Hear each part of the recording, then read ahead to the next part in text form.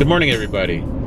So we are on the move again. We are leaving Salida and we are headed to Canyon City. And unfortunately, the group broke up a little bit, and now we are Ajaless and Mumuless, but we will see them again soon.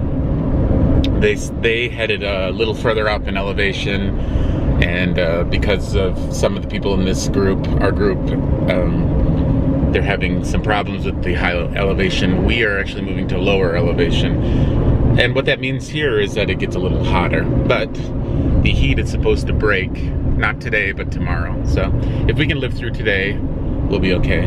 And I heard that we are headed to the river to splash around a bit. So that makes it a little more tolerable. And yeah, so here we go.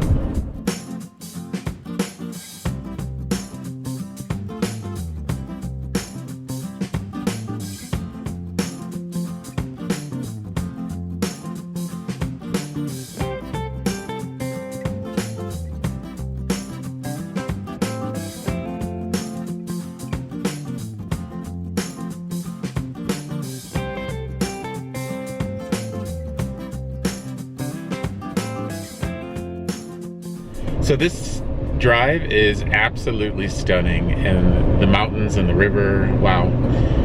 But what makes it even better is that I just saw a group of longhorn sheep, and I haven't seen them since I had my initial journey from Chicago to Oregon last year. And yeah, so that was pretty exciting. I would have filmed it, but to get my camera and turn it to the side of the road and you know, so quickly, this road is a little crazy, so it wouldn't have been safe to do that, I don't think so.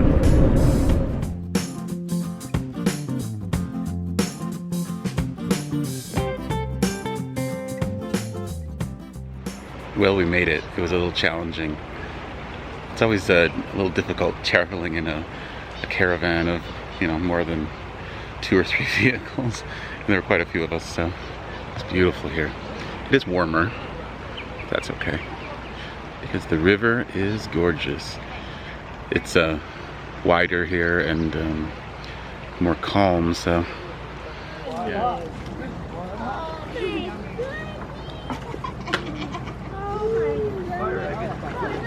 Yeah, maybe I'll go grab the shampoo. Look at the red. Oh my goodness. He's collecting rocks. Come here, honey. Here's one Mama found. He's collecting. He's like placing them all up in different places. That was a little heavy. There you go. You don't like this one?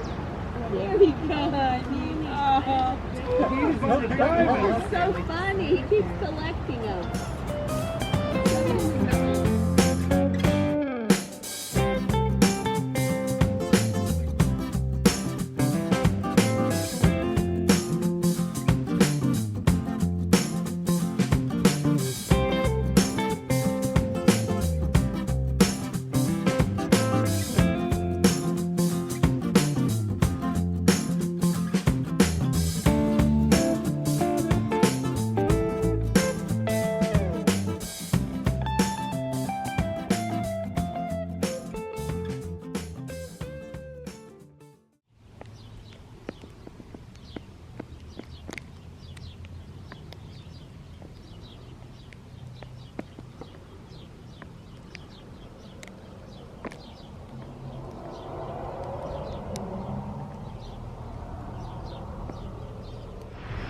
Hey everybody, I washed my hair with Dr. Bronner soap in the Arkansas River, and now it's like a straw pompadour.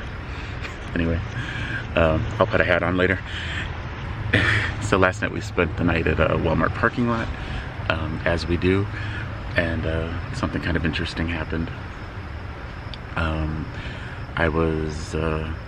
So when we parked, I parked a little away from the group, because I wanted to be under a tree, and so I was just right across the way, and I parked next to a car, well, not right next to, but it was a couple spots away, and the car was full of garbage, and on the ground there was like a half empty wine bottle, And so pretty quickly I decided it probably wasn't best to park next to them.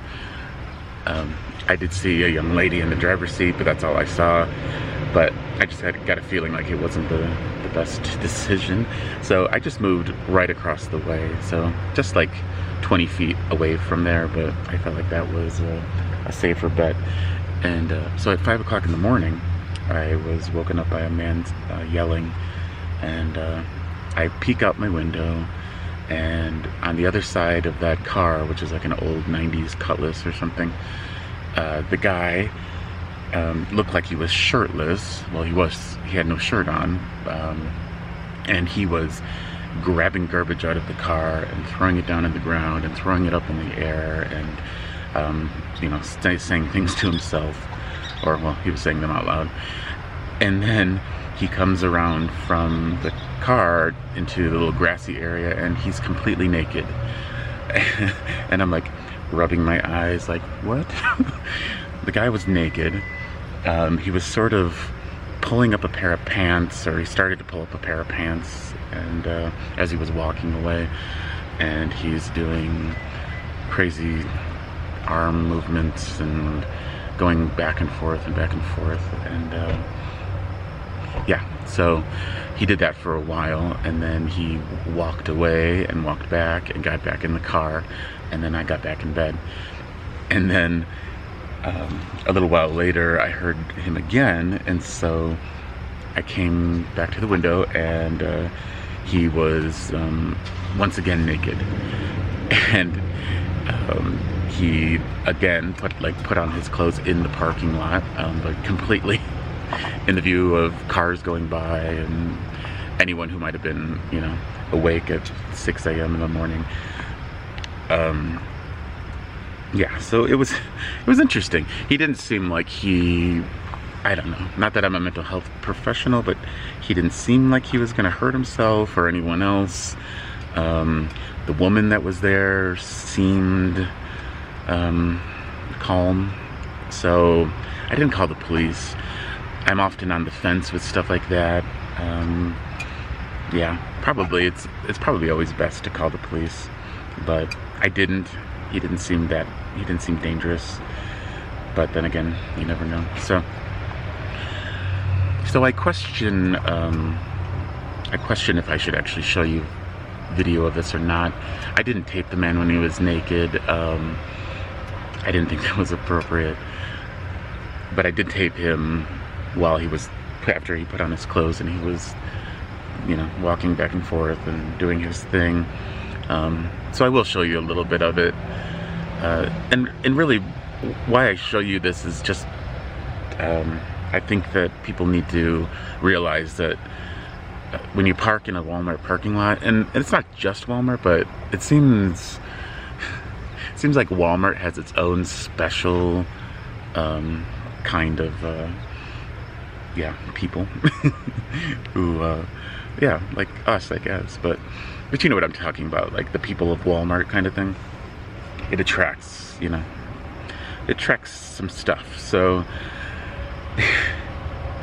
when you decide to camp in a Walmart parking lot, you know, be aware and make sure you pay attention to your surroundings. And if you don't feel safe, which I haven't felt safe several times at Walmarts, and I just move on. You know, sometimes that means I might have to drive, you know, another hour. But if I don't feel safe, if you don't feel safe, it's not worth it, because if you go to bed, you're probably not going to be comfortable. You won't be relaxed if you don't, you know, if it seems a little sketchy to you. And let's face it, Walmarts are often sketchy. We all spent a night at the Walmart in Crescent City, California, which is, you know, in the Redwoods area. Such a gorgeous area, but that Walmart, it felt like it was filled with Breaking Bad RVs. You know what I mean? And we stayed because we were in a big group, and I think that gives us a little sense of security when you're in a larger group. I don't think I would have stayed there if I was alone. I probably wouldn't have stayed at the Walmart we did last night if I was alone. So, I don't know. It's up to you, but be careful. And yeah, And I don't want to ever trivialize or make fun of people with mental illness or addiction issues, because I have many of those and have had many of those people in my life, friends and family. So I would never want to make light of it, or I would never want to feel like I was exploiting them. But I don't know. I'll show you a little bit because, yeah, just because.